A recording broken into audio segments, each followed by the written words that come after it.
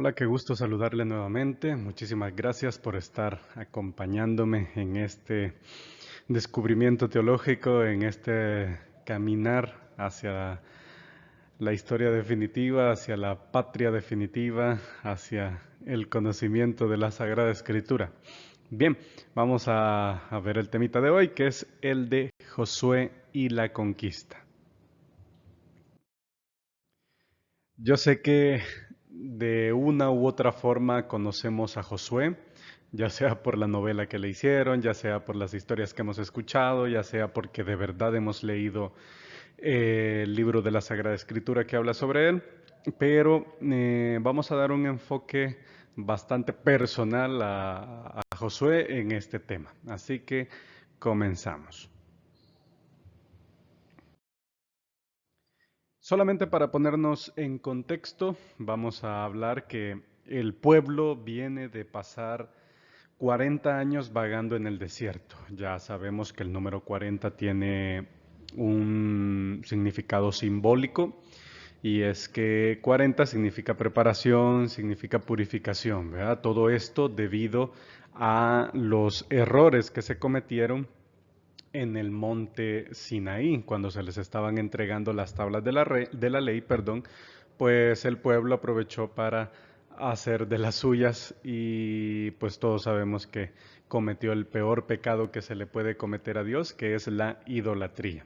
Entonces venimos de eso, ¿verdad? El pueblo ya viene cansado, el pueblo ya viene harto de tantas cosas que pasaron en el desierto, entonces evidentemente hay que tener en cuenta ese contexto de cansancio que trae el pueblo. Moisés muere en el monte Nebo, solamente alcanza a ver la tierra prometida, no entra en ella, es una de las consecuencias también que tiene que pagar por otro de los pecados más graves del Antiguo Testamento, que es la incredulidad en Dios. Moisés pues falló, tristemente falló una tan sola vez, entre comillas, falló más veces, pero quizás una de las más fuertes fue esa, cuando tuvo que golpear la roca dos veces porque ya no creía que fuera posible encontrar agua en el desierto. Así que ese es el castigo, ver solamente de lejos la tierra prometida. Entonces el pueblo de Israel pues tiene que conquistar el territorio, no es que Dios se la va a poner así en bandeja de plata, no es que Dios sea como nosotros que ahí andamos detrás de la abuelita para ver si nos hereda a nosotros y no a los demás, sino que hay que ganarse la tierra prometida, la tiene que conquistar como se conquistaba antes, a espada y a lucha. Aquí hago una pequeña observación y es que muchas personas critican esto del cristianismo, ¿verdad? ¿Cómo es posible que un Dios eh, bueno, un Dios misericordioso, un Dios que habla del amor, un Dios que habla del perdón, pues haya sido capaz de promover la guerra? Evidentemente Dios pudo haber dado la tierra prometida de muchas formas, pudo haber mandado plagas, pudo haber aniquilado a las personas, y de las mil maneras que se les ocurra que pudo haber pasado las cosas, pues, o sea, así pudieron haber pasado. Pero evidentemente Dios también respeta la cultura y el espacio temporal de la civilización.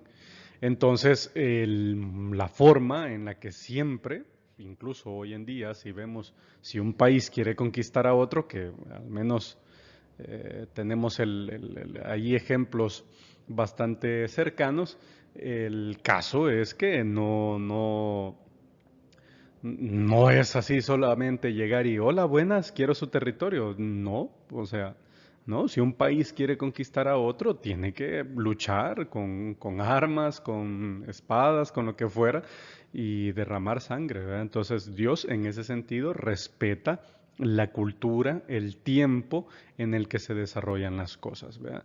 Entonces no se va a meter él a hacer otras cosas más que eso, ¿verdad? Eso, creo que queda claro, ¿verdad? Entonces, empezamos con eso. Bien, hablamos de Josué. Fíjense que Josué tiene una característica muy peculiar y es que en el hebreo la raíz del nombre Josué es Yeshua, es la misma raíz de Jesús. O sea, Jesús en hebreo, si ustedes alguna vez han visto la película La Pasión de Cristo, se darán cuenta que así le llaman Yeshua. Es la pronunciación correcta, la pronunciación original del nombre Jesús. Jesús evidentemente ya es una traducción al español, pero si le queremos llamar originalmente con su lengua materna, pues tiene que ser Yeshua. Y el significado de la palabra Yeshua es Salvador. Son las únicas personas que casi tienen este mismo significado. Recuerden que para los judíos escoger un nombre es muy importante porque dice o significa tu misión. Te quieren dar, con el nombre ya te están diciendo qué es lo que estás destinado a hacer. Entonces, evidentemente, pues, si Salvador significa Yeshua, pues Josué en cierto sentido es un Salvador, pero es un Salvador político, es un Salvador democrático, es un Salvador social, por así decirlo, ¿verdad? Es la persona que viene a salvar al pueblo. Más que salvar, diría yo, a hacer posible la conquista. Entonces, en ese sentido, en un sentido muy amplio, pues es que se le llama Salvador. ¿Ok? Su padre fue un tal Nun y pertenecía a la tribu de Efraín. Después de los acontecimientos en el desierto, después de, bueno, prácticamente después de salir de Egipto, las tribus van cobrando mucha fuerza, la gente se va agrupando en torno a sus clanes, en torno a sus tribus, y evidentemente pues eso te da un sentido de pertenencia al pueblo, ¿verdad? Entonces aquí cada vez son más marcadas las historias de los personajes y de qué tribu pertenece. ¿Okay?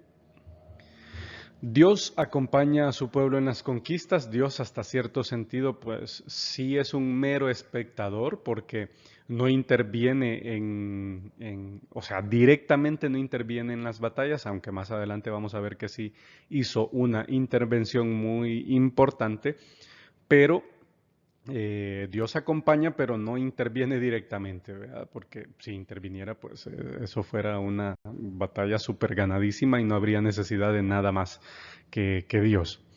Y el primer objetivo para conquistar es Jericó. Y entonces vamos a hablar acerca de esta ciudad.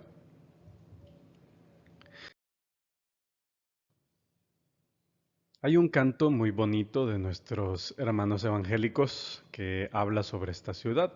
El que es evangélico ya se imaginará cuál es ese canto. Que es católico tal vez no le suene mucho y el que no es nada, pues evidentemente no le sonará de mucho. Bueno, hay un montón de opciones, ¿verdad? Pero el caso es que el canto dice así: los israelitas dieron 7 vueltas alrededor de Jericó. Nosotros lo cantábamos haciendo una dinámica, nos agarrábamos así en plan trencito y dábamos vueltas alrededor o sea, formando un círculo para recrear como la conquista de este pueblo, ¿verdad? Ya les voy a explicar por qué o a qué se debe esto. Es una ciudad estratégica, Jericó, porque está al centro del país. Si se fijan en el mapa que les he dado, ojalá que lo hayan descargado, algunos quizás no, por favor descárguelo para que se vaya ubicando en el recorrido que estamos haciendo por la tierra prometida. Está en el centro del país, en la tierra de Canaán. En ese mapa, pues usted si se fija, al lado izquierdo del río Jordán, ahí cerquita de la unión del río Jordán con el Mar Muerto o el Mar de la Sal, ahí a la izquierda está Jericó. ¿Verdad? Entonces es una ciudad que te permite moverte a lo largo del país sin necesidad de estar ni muy al norte ni muy al sur, sino que está justamente en el centro y eso te da mucha movilidad fácilmente. Entonces, por eso es uno de los primeros objetivos, porque te va a permitir moverte fácilmente por el país. Entonces, lo primero que tienen que hacer es espiar la ciudad, porque no se van a dejar ir así nomás, no son un ejército experto en batallas, por tanto tienen que hacer uso de espías. mandan a 2 personas a meterse al pueblo, a la ciudad, a entrar, a ver cuáles son los puntos débiles, los puntos fuertes, qué es lo que pueden aprovechar, cuáles son sus ventajas, pero dentro se corre la voz de que hay espías porque los quieren conquistar. Entonces, hay una mujer muy inteligente, muy busa, como decimos en buen salvadoreño, que se echa el rollo de que quieren conquistar la ciudad y pues ayuda a estos espías para sacar provecho. Es una mujer muy, muy, muy inteligente. Les dice, yo los voy a esconder mientras los buscan, mientras pasa aquí la bulla de que los han descubierto. Entonces yo los voy a esconder, me estoy jugando mucho, pero con una condición. Así como yo me la estoy jugando un montón, quiero que cuando conquisten la ciudad a mi casa no le pase nada. Entonces, una mujer súper lista, una mujer que al final siempre va a estar allí. Así pues que ella les termina ayudando y ellos evidentemente cumplen su promesa. No es que simple y sencillamente se olviden de esa promesa, sino que la cumplen. Incluso ella terminará casada con uno de estos. ¿Ok? Como llegaron donde Josué los espías y le dijeron, le dieron el reporte que, que era una ciudad súper difícil para poder emprender la conquista, pues se les ocurrió una idea. Fíjense que el Arca de la Alianza era una de las posesiones más emblemáticas y más valiosas del pueblo de Israel. El Arca de la Alianza, más adelante lo voy a explicar en qué consiste este objeto. Y fíjense que se les ocurre que van a traer el Arca de la Alianza y van a dar una vuelta por día para alrededor de la ciudad para ver si eso hace que los muros caigan. Entonces, durante 7 días dan 7 vueltas diarias y el séptimo día dieron 6 vueltas más, o sea que en total fueron 13 vueltas las que se dieron alrededor de Jericó para que las murallas cayeran. Fue una especie de ritual que se hizo diariamente y pues evidentemente las murallas cayeron, ¿verdad? Por la intercesión divina. Y hablando del arca, pues el arca de la alianza tiene esa forma, tiene esa figura. Esto es evidentemente una reconstrucción que se hizo en base a la Sagrada Escritura.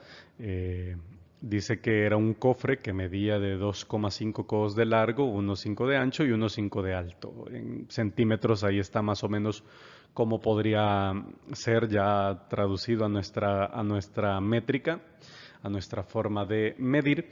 Y pues, ¿qué contenía el arca? El arca contenía las 2 tablas de la ley, un jarrón de oro con maná y la vara de Aarón. Estas cosas eran súper valiosas para el pueblo de Israel porque daban sentido de pertenencia, ¿verdad? Eran posesiones muy, muy sagradas para el pueblo de Israel. Y entonces se creía, se pensaba que el arca de la alianza era una presencia de Dios en medio del pueblo, por eso se cuidaba tanto, por eso se quería tanto y por eso también se veneraba hasta cierto punto. Aquí aprovecho para decir un par de cosas, ¿verdad? Una de las grandes críticas que se le hace a la religión católica es por qué se utilizan imágenes, ¿verdad? Y aquí pues se está utilizando una. Dios mismo le pidió que realizaran esta arca y él mismo les dio las medidas y cómo tenía que ser cada una de las cosas que lo iban a formar. Entonces, es bien curioso, ¿verdad? Es bien curioso cómo Dios también permite que haya símbolos, ojo, ojo, ojo con esta palabra, símbolos que te remitan a una realidad. ¿Eso era Dios? No. ¿El arca de la alianza era Dios? No. Pero para el pueblo representaba una presencia de Dios, algo que te decía que Dios estaba contigo. Yo sé que no necesitamos este tipo de cosas, yo sé que no son necesarias, yo sé que cualquier pega que le quieran poner, pero desde el momento en el que Dios mismo permitía hacer este tipo de cosas, significa que no es del todo malo. ¿ok? Y no es del todo condenable. Ahí le dejo la espinita, ¿verdad? Entonces, simbolizar esta presencia de Dios en medio de su pueblo le llegó incluso a tener fama dentro de los demás pueblos, porque fíjense que muchos de los pueblos circundantes de Israel, pues cuando oían que el arca de la alianza estaba en el campo de batalla, tenían miedo, porque decían, su Dios está con ellos, su Dios los acompaña, no hay manera que podamos ganar. Y entonces era un poquito jugar con la mente de las personas, ¿verdad? Pero tanto había sido la fama del Arca de la Alianza que hasta ese significado tenía para los otros pueblos que ni siquiera eran creyentes en el Dios de Israel. Y una cosa muy curiosa es que solamente los de la tribu de Leví, o sea, los sacerdotes, podían cargarla. Nadie más podía tocarla. Si alguien que no fuera de esa tribu, si alguien que no era sacerdote la tocaba, estaba destinado a morir. Era una de las consecuencias por tocar algo tan sagrado. Así que solamente los de la tribu de Leví podían tocar el arca de la alianza. Fíjense que una de las cosas muy particulares que se dieron en el tiempo de las conquistas fue la ley del anatema. La palabra anatema significa maldito, apartado. No lo tomemos así en el sentido de maldito. Bueno, sí maldito porque el que, o sea, el que incurría en contra de esta ley, pues la verdad que sí era maldito totalmente, era apartado, ¿verdad? Fíjense que Dios lo que pedía era que todo lo que era conquistado le pertenecía a Él, a Dios, no le pertenecía al pueblo. Entonces, cuando tú conquistabas una ciudad, no tenías que tocar absolutamente nada, no tenías que agarrar nada de valor, no tenías que hacer absolutamente nada más que conquistar la ciudad y todo lo que ahí había era de Dios.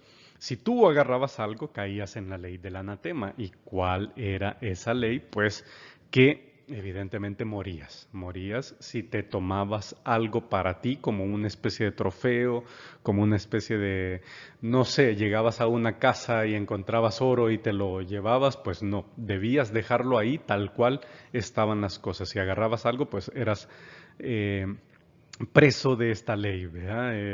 Te caía todo el peso de esta ley que era morir.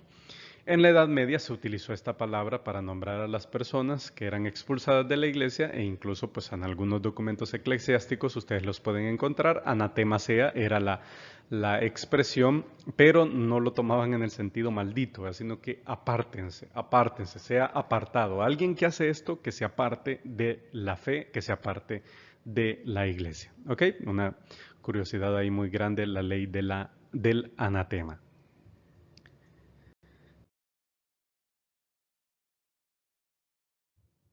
Fíjense que en este tiempo de las conquistas hubo 5 reyes, los reyes amorreos, que quisieron hacerle frente a Israel. El rey Adonisedec de la ciudad de Jerusalén, pues fue el que convocó a estos 5 reyes. Pero, bueno, él estaba incluido ahí, convocó a otros 4 reyes, al rey Ohán, a Jafía, a Debir y a Pirán. Fueron los 5 reyes que se unieron para atacar a Israel.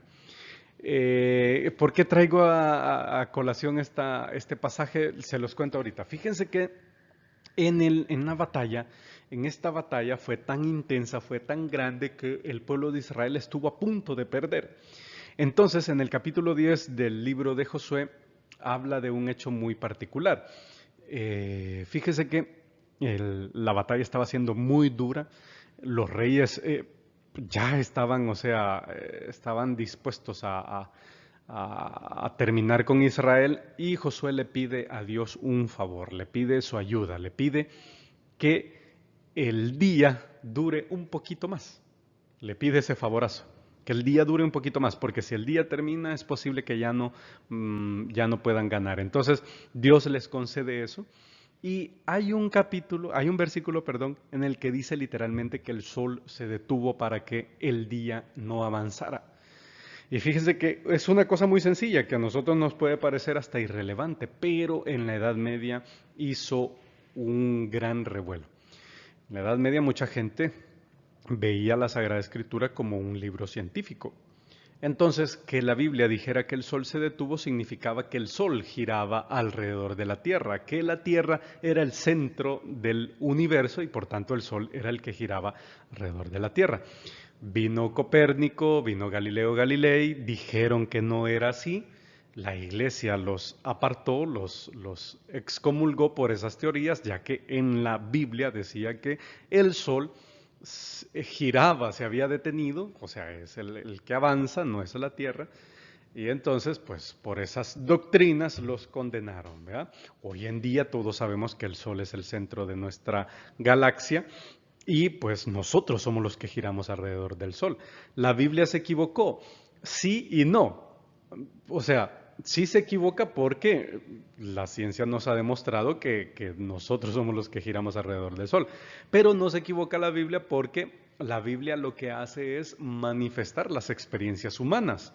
En ese entonces, cuando se escribió ese libro, nadie se le imaginaba, nadie podía, o sea, ni tenía los medios para hacerlo, pero nadie se imaginaba que era la Tierra la que se movía alrededor del Sol.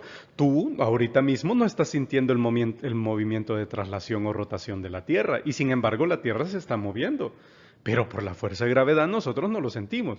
En cambio, es más lógico que si tú un día te tiras en el patio de tu casa y ves el sol que se mueve, tú sientes que el sol es el que se mueve, no nosotros. Entonces, evidentemente era fácil decir a través de la experiencia que el sol es el que se mueve, ¿verdad? Entonces, por eso la Biblia no se equivoca porque parte de la experiencia sensorial humana.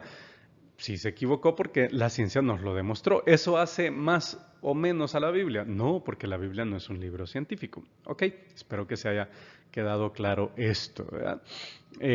Hubo una gran controversia y al final pues todos sabemos que Galileo y Copérnico tuvieron razón, ¿verdad? O sea que la Sagrada Escritura, como lo vuelvo a decir, no es un libro científico, no es algo donde vas a encontrar que el agua es H2O por esto, por esto y por esto. No, el agua es agua, el agua tiene un significado en la Sagrada Escritura y evidentemente pues la Biblia no es algo científico, ¿ok? Ok.